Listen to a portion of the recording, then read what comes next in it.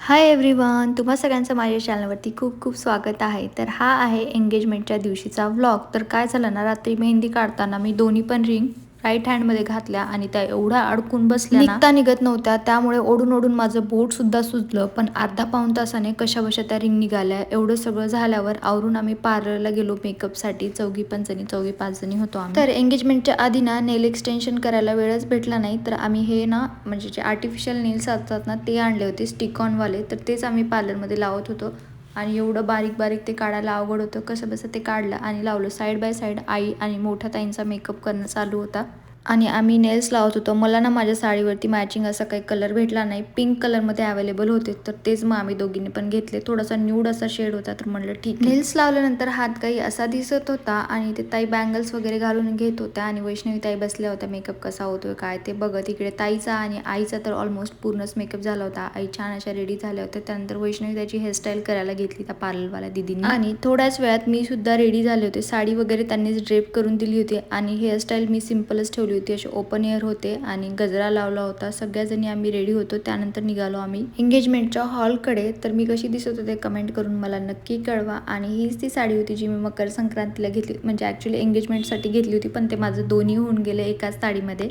आणि मी खूप ट्राय करत होते की प्रॉपर व्लॉग शूट करू पण काही ना काहीतरी होत होतं आणि वेळच मिळत नव्हता. तर जशा बशा ह्या क्लिप घेतल्या होत्या ना व्हर्टिकल त्याच मला चला शेअर करूया. त्यानंतर भाऊजी आले होते आम्हाला घ्यायला. मग पोहोचलो आम्ही. बाहेर सुद्धा छान अशी रांगोळी आणि डेकोरेशन केलं होतं. तर हा होता ताईंचा पहिला लुक. त्यानंतर थोडेसे फोटो काढले नवरी नवरदेवासोबत. आम्ही सुद्धा दोघांचे थोडेसे फोटो काढले आणि जेवढं काही प्रिपरेशन आम्ही केलं होतं ना इथे टेबलवर छान अशा ह्या शिदोऱ्या डेकोरेशनचं जे काही मेकअपचे किट वगैरे होते त्या व्यवस्थित अरेंज करून ठेवल्या होत्या. आणि पहिली विधी झाल्यानंतर ताईंना त्यांची साडी वगैरे दिली आणि चेंज करायला पाठवलं. चेंज केल्यानंतर दोघं असे काही दिसत होते आणि त्यानंतर नवरदेवाला ओवाळायचं नवरीला ओवाळायचं हे सगळे प्रोग्राम चालू होते. तर भैयाला ओवाळायला आधी ताई गेल्या होत्या. दोघी ताई गेल्या त्यानंतर मी सुद्धा गेले.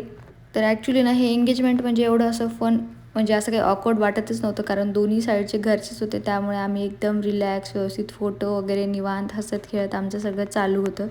आणि एंगेजमेंटला जास्त काही विधी नसतात.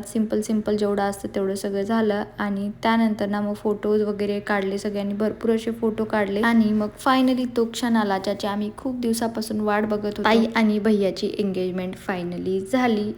तर दोघेही खूप सुंदर दिसत होते. मस्त असा त्यांचा जोडा शोभून दिसतोय आणि त्यांना त्यांच्या पुढील येणाऱ्या आयुष्यासाठी या व्लॉग थ्रू माझ्याकडून खूप खूप शुभेच्छा. मग त्यानंतर मस्त असं जेवण केलं. सगळं जेवण एकदम टेस्टी झालं होतं. थर्ड लुक होता तो म्हणजे केक कटिंगचा. तर असा काही त्या ताईचा ड्रेस होता आणि भैयाचं सुद्धा असं ब्लेझर होतं आणि बिचारे नवरी नवरदेव सगळ्यात शेवटी जेवतात. त्यांचे जेवण झाले. मस्त असा केक आला होता. केक कटिंग झाली आणि इथे असंच मज्जाक मस्ती चालू होती. वटकन लावणं जे असतं ना की ताटात म्हणजे खाली पैसे ठेवा असा ही पद्धत असते.